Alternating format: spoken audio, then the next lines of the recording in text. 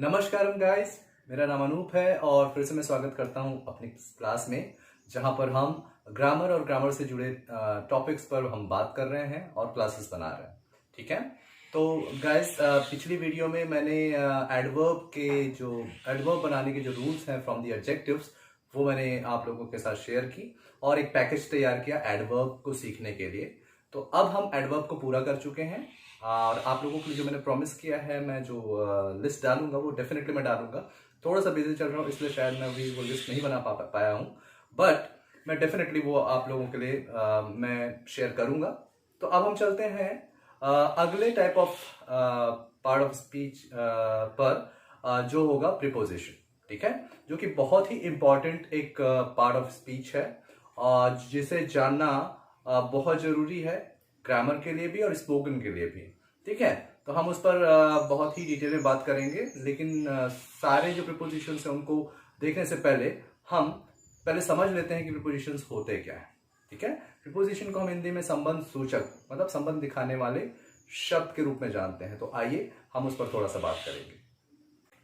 तो चलिए फिर हम आगे बढ़ते हैं और बात करते हैं प्रीपोजिशन पर। प्रीपोजिशन को समझने की कोशिश करते हैं। तो गाइज मैंने यहां पर लिखा है प्रीपोजिशन। प्रीपोजिशन को हम हिंदी में कह सकते हैं संबंध सूचक शब्द। संबंध सूचक शब्द कहने का मतलब ये है कि ये ऐसे वर्ड होते हैं जो किसी वाक्य में दो वर्ड्स के बीच संबंध दिखाते हैं। ठीक है, इसलिए इनको संबंध सूचक शब्द कहते हैं। और यही जो वर्ड्स हैं, यही जो पार्ट ऑफ स्पीच है, वो इकलौता पार्ट ऑफ स्पीच है जो ऐसा काम करता है संबंध दिखाने का। ठीक है, तो इसलिए ये बहुत ही इंपॉर्टेंट जो टाइप है और बहुत ही वास्ट है। ठीक है, और बहुत ही कंफ्यूजिंग भी है। तो इसको हम देखेंगे बहुत डिटेल में, क्योंकि हमारा सबसे लंबा जो पार्ट बनने वाला है हमारा पार्ट ऑफ स्पीच का, वो इसी का ही होने वाला है। मे बी मुझे लगता है कि बहुत सारे पार्ट्स इसके बन जाए, क्योंकि हम एक साथ सारी चीजों को नहीं करेंगे, हम पार्ट पार्ट में देखेंगे, क्योंकि हम जब डिटेलिंग में जाएंगे तो चीजें उसी तरीके से ही बनेंगी। अदरवाइज वीडियो हम बहुत लंबा नहीं बना सकते। ठीक है, तो भाई प्रीपोजिशन, अगर हम इसको इसी से समझना चाहें तो ये देखिए, प्रीपोजिशन। प्री का मतलब होता है पहले और पोजीशन का मतलब होता है स्थिति। तो हिंदी में हमने समझा कि इसका अर्थ होता है संबंध दिखाने वाला। इंग्लिश में हम बोलते हैं प्रीपोजिशन। प्रीपोजिशन पहले रखा हुआ या पहले स्थापित किया गया। तो किसके पहले स्थापित किया गया? तो भाई किसी नाउन या प्रोनाउन के। चलिए, मेरी बातें हो सकता है ऊपर से जारी होंगी, मैं इसलिए कहता हूं कि चीजों को कॉन्टेक्स्ट के साथ समझना जरूरी होता है। तो आइए हम इसको अब वाक्यों में देखते हैं कि ये किस तरीके से अपना काम करते हैं और किस तरीके से एक सेंटेंस को मीनिंग देते हैं। ठीक है, तो आइए, मैंने यहां पर एक सेंटेंस लिखा है, the cat is in the cage. एक बिल्ली जो है पिंजरे में है। तो यहां पर मैं इस वर्ड पर अंडरलाइन करता हूं जो कि प्रीपोजिशन का काम कर रहा है। अभी हमने समझा था कि प्रीपोजिशन क्या होता है, संबंध दिखाने वाला होता है। मतलब ये इन यहां पर दो शब्दों के बीच क्या कर रहा होगा, शब्दों या ज्यादा शब्दों के बीच, दो या दो से ज्यादा शब्दों के बीच क्या दिखा रहा होगा, संबंध दिखा रहा होगा। उसको हम समझने की कोशिश करेंगे। ठीक है, अच्छा, और ये प्रीपोजिशन भी है, ये नाउन और प्रोनाउन के पहले रखा होता है। तो हम देख सकते हैं कि केज जो है, पिंजरा, एक नाउन है और नाउन के पहले आया हुआ है। तो हिंदी और इंग्लिश दोनों को मिक्स करते हैं तो दोनों ही जो चीज है उसको ये पूरा कर रहा है। एक तो ये संबंध दिखा रहा होगा, दूसरा ये नाउन के पहले रखा हुआ है, नाउन या प्रोनाउन के पहले। तो ये नाउन के पहले रखा हुआ है। ठीक है, तो the cat is in the cage. Now the second sentence is he fell off the tree. यहां पर ये ऑफ जो है वो एक प्रीपोजिशन है।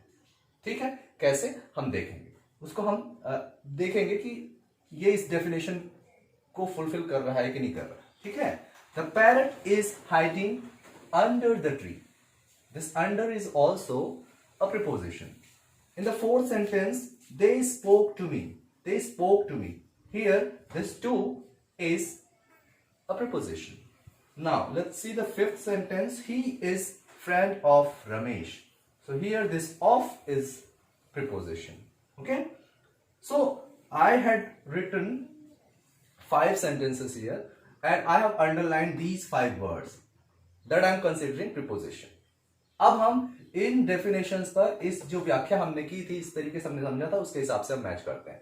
तो इंग्लिश में समझते हैं प्रीपोजिशन, तो ये हमेशा नाउन या प्रोनाउन या फिर नाउन इक्विवेलेंट नाउन का कार्य करने वाले शब्दों के सामने रखा जाता है।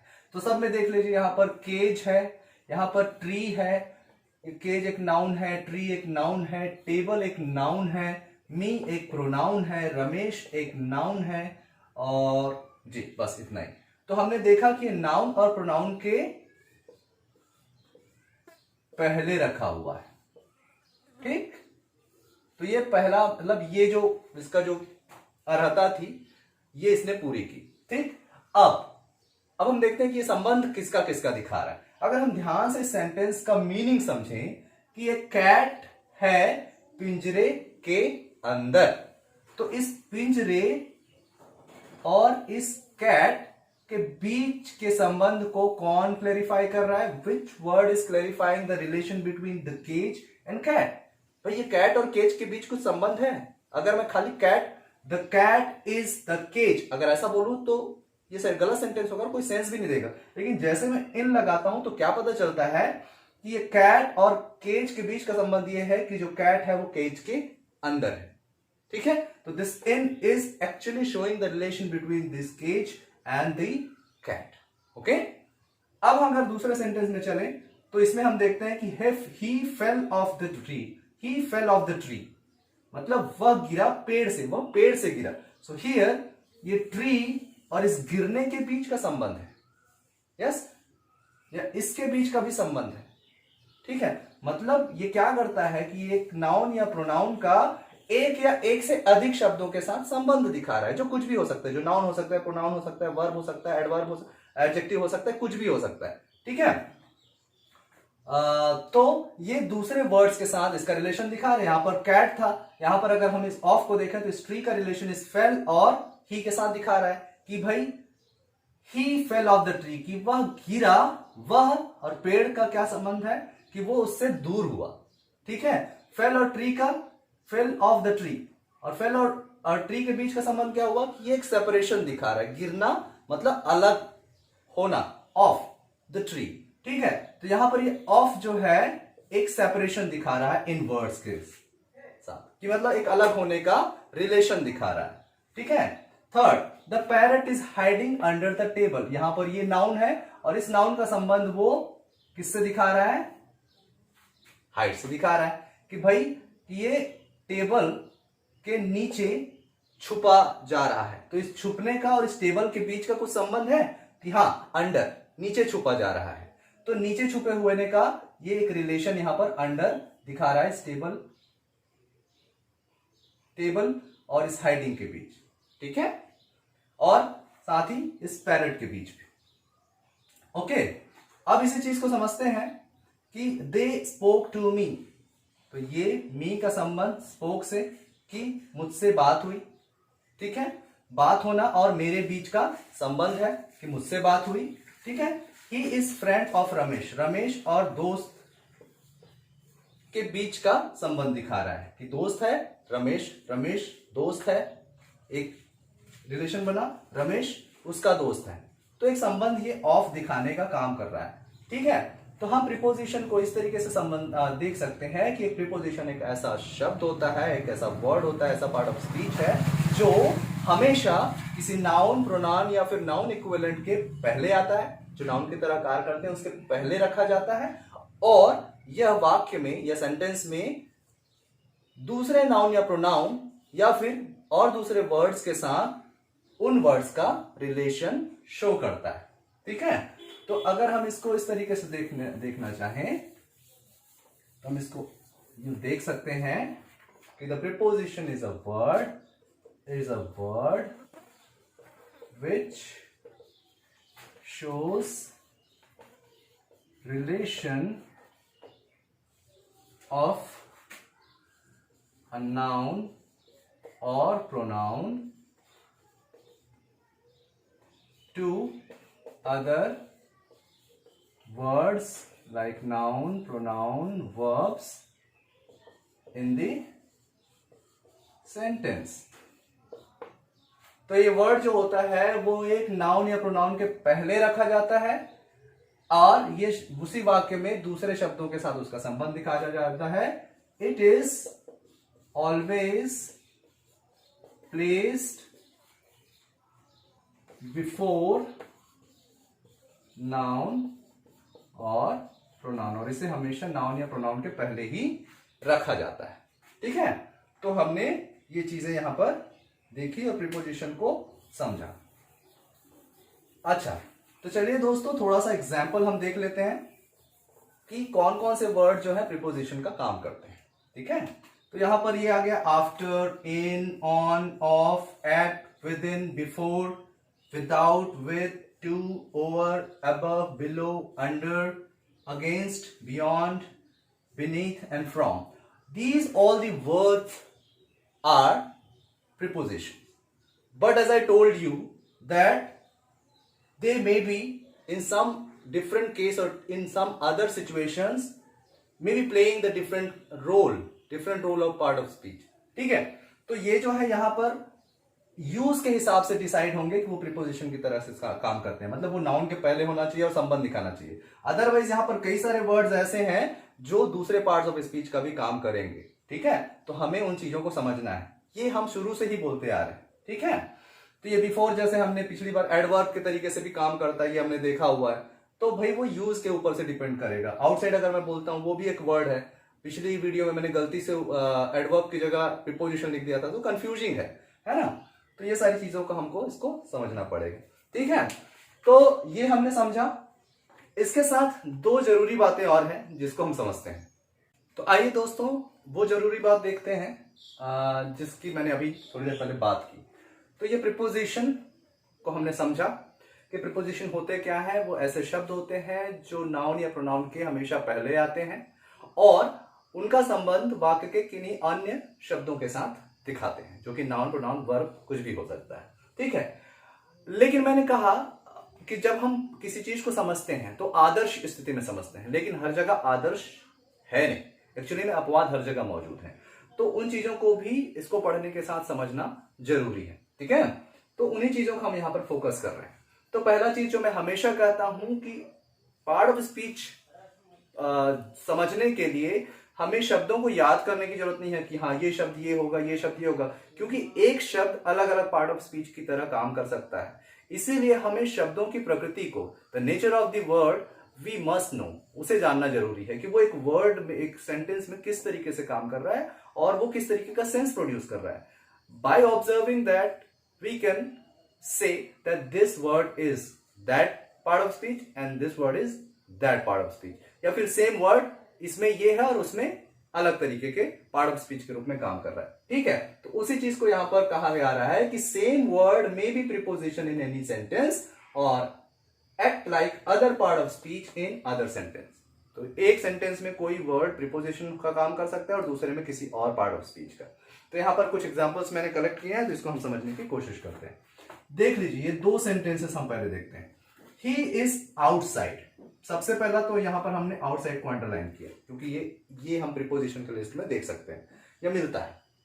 बट यहां पर ये प्रीपोजिशन के रूप में नहीं है। क्यों नहीं है? क्योंकि इस डेफिनेशन को ये पूरा ही नहीं कर रहा है। सबसे पहली बात तो कि इसे, अगर ये प्रीपोजिशन होता है तो इसे नाउन या प्रोनाउन के पहले होना चाहिए था, जो कि है नहीं, तो वहीं पर ही बात कट हो जाती है। तो जब वो नहीं है तो फिर ये संबंध कैसे दिखाएगा? तो यहां पर ये एक एडवर्ब ऑफ प्लेस की तरीके से काम कर रहा है। ठीक, तो ये यहां पर एक एडवर्ब ऑफ प्लेस है। अब इसी में आउटसाइड को देखिए, he is playing outside the house. अब ये यहां पर क्या है? एक प्रीपोजिशन है। क्यों प्रीपोजिशन है? क्योंकि अब इस डेफिनेशन को पूरा कर रहा है, इसकी शर्तों को पूरा कर रहा है। It is fulfilling the condition what preposition needs. तो इसमें क्या हो रहा है कि ये सबसे पहले तो एक नाउन के पहले रखा हुआ है, और इसलिए पहले रखा हुआ इसलिए इसका ये इस वर्ब के साथ, प्लेइंग के साथ एक रिलेशन शो कर रहा है। ठीक है, इस खेलने और इस घर के साथ क्या संबंध दिखा रही है? आउटसाइड संबंध दिखा रहा है कि बाहर खेला जा रहा है। ठीक है, अच्छा, तो ये यहां पर प्रीपोजिशन हुआ, तो आउटसाइड इसमें प्रीपोजिशन हुआ और यहां पर एडवर्ब हुआ। सेकंड सेंटेंस में हम देखते हैं कि भैया you can move around the campus. अब यहां पर ये आप ही लोग मुझे बताएं। ठीक है, ये एक प्रीपोजिशन होगा। क्यों होगा? क्योंकि ये एक नाउन के पहले लगा हुआ है, और ये नाउन और इस मूव, इस क्रिया और इस नाउन के बीच का ये अराउंड संबंध बता रहा है कि भाई कैंपस के बाहर, कैंपस के चारों ओर घूमा जा रहा है। ठीक है, या घूम सकते हो। तो ये संबंध ऐसा मूव और कैंपस के बीच ये अराउंड का आया। अब दूसरे सेंटेंस में देखते हैं डोंट रन अराउंड। फिर से ये उस कंडीशन को फुलफिल ही नहीं कर रहा है, कोई नाउन प्रोनाउन है नहीं इसके बाद, है ना, ये अकेला है।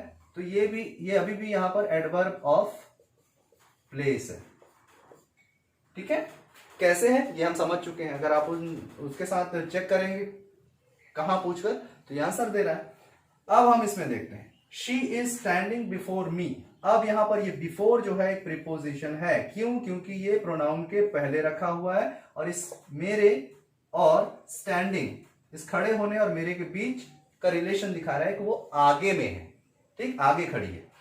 लेकिन यही बिफोर यहां पर कंजंक्शन का काम कर रहा है। कैसे कंजंक्शन का काम कर रहा है देख लीजिए। ही लेफ्ट होम, उसने घर छोड़ा, बिफोर आई रीच, मेरे पहुंचने के पहले। तो यहां पर इन दो सेंटेंसेस को ये जोड़ने का काम कर रहा है, इसलिए कंजंक्शन है। तो गाइस हमने समझा इस चीज को कि भाई प्रीपोजिशंस है ना, हम उन्हें शब्दों को देख कर, वाक्य में देखकर ही पता कर सकते हैं, अदरवाइज हमें पता नहीं चलेगा। ठीक है, तो अब हम चलते हैं दूसरे पॉइंट की ओर, जिसे ध्यान रखना बहुत ही आवश्यक है ना, और उसको समझकर ही हम प्रीपोजिशन की समझ को पूरा कर सकते हैं। So the second sentence, normally what happens कि preposition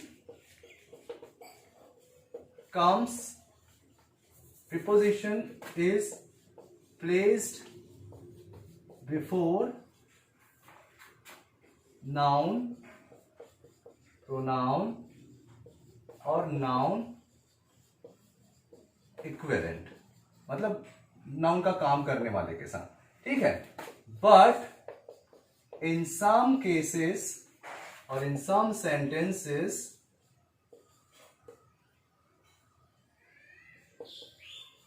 preposition may be placed before or at the end of the sentence or clause। Sorry, लिखने में टाइम लग गया। अब इसको हम समझते हैं कि सामान्य समय में प्रीपोजिशन जो होता है एक नाउन, प्रोनाउन या फिर प्रोनाउन इक्विवेलेंट के सामने रखा जाता है, प्लेस्ड बिफोर, सामने रखा जाता है। बट इन सम केसेस, लेकिन कुछ केसेस में, बट इन सम सेंटेंसेस, कुछ सेंटेंसेस में प्रीपोजिशन को रखा जा सकता है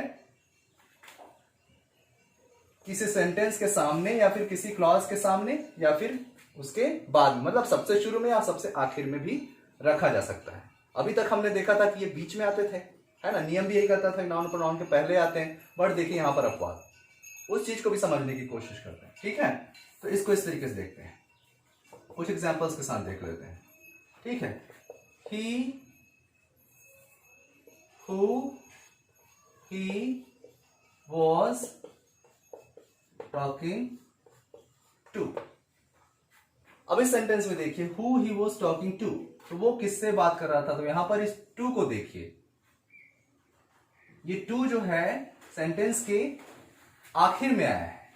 ठीक है, बट ये यहां पर संबंध दिखाने वाला काम कर रहा है, किसके किसके बीच, कि ये टॉकिंग और ही के बीच, या फिर ही और इधर इनके बीच, कि भाई बात कर रहा है किससे, तो ये हु से। ठीक है, तो इस टॉकिंग का इस हु के साथ रिलेशन दिखा रहा है। ठीक है, अब इसी चीज को थोड़ा सा अलग तरीके से मॉडिफाई करके लिख सकते हैं, to whom he was talking। और इसी सेंटेंस को जब हमने वह किसके साथ बात कर रहा था लिखा, तो ये यहां पर टू यहां आखिरी में था और यहां पर शुरू में, किसके साथ, तो ये संबंध दिखा रहा है किसके साथ। ठीक है, तो ये एक कंडीशन हुई। ठीक है, एक सेंटेंस और लिखते हैं, he built a house to live in। ठीक, अब यहां पर ये इन आखिर में आया। चौथे सेंटेंस में देखते हैं, in which school do you study. अब यहां पर ये इन जो है शुरू में आया, तो यही ये चीज, यही वो पॉइंट है जिसे ध्यान में रखना है। तो अगर हम नियम को समझ रहे हैं, डेफिनेशन के हिसाब से समझा, तो ये हमेशा वैसा होता है। लेकिन कुछ स्पेशल केसेस में ये इस तरीके से भी काम करते हैं कि ये किसी नाउन या फिर क्लॉज के पहले भी रखा जा सकता है या रखा जाता है। ठीक है, तो इतनी बात थी गाइस प्रीपोजिशन की इंट्रोडक्शन में, और प्रीपोजिशन को हमने समझा एग्जांपल्स के साथ, और इन कंडीशंस को आपको ध्यान में रखना होगा। और अब ये होगा इंट्रोडक्टरी वीडियो, इंट्रोडक्टरी पार्ट 1। इसके बाद ढेर सारी पार्ट्स, पता नहीं मैं कितना अभी तक उस तरीके से मैंने एनालाइज नहीं किया है, लेकिन ये मान के चलिए कि सबसे लंबा पार्ट ऑफ स्पीच होने वाला है जिस पर हम वीडियोस बनाएंगे। ठीक है, तो हम हर वीडियो में लगभग 2, 3 या 4 कवर करने की कोशिश करेंगे। बहुत डिटेल में तो नहीं, बहुत ज्यादा एग्जांपल्स के साथ तो मैं नहीं बता पाऊंगा, लेकिन डेफिनेटली मैं उन कंडीशंस को जरूर हाईलाइट करूंगा कि किन कंडीशंस में ये इस्तेमाल होते हैं, और एक दो एग्जांपल्स के साथ हम चलेंगे, नहीं तो फिर बहुत टाइम लगेगा। ठीक है, तो हम उन कंडीशंस को, उन सेंसेस को, उन सिचुएशंस को देखेंगे कि वो एक प्रीपोजिशन किन किन सिचुएशंस में संबंध दिखाता है, कैसे संबंध दिखाता है, हम उस पर फिर वीडियो में हम बात करेंगे। हर वीडियो में हम 3, 4, 5 जितना हमसे हो सकेगा इस टाइम को मेंटेन करते हुए कि 15 से 20 मिनट में या 15 मिनट में हम कोशिश करेंगे कि वीडियो छोटा से छोटा बने और आपको ज्यादा से ज्यादा उसका फायदा मिले और आपको बोरियत भी महसूस ना हो। तो ठीक है गाइस, आप लोगों का बहुत बहुत धन्यवाद इस वीडियो को देखने के लिए। प्लीज आप चाहें, आप अगर पहली बार ये वीडियोस देख रहे हैं तो सब्सक्राइब करें और कमेंट करें सिचुएशंस, क्वेरीज को क्वेश्चंस के फॉर्म में, या फिर आपके व्यूज, आपके एक्सपीरियंस भी शेयर कर सकते हैं। Thank you guys, see you in the next video which will be the continuation of preposition. Okay, so bye bye.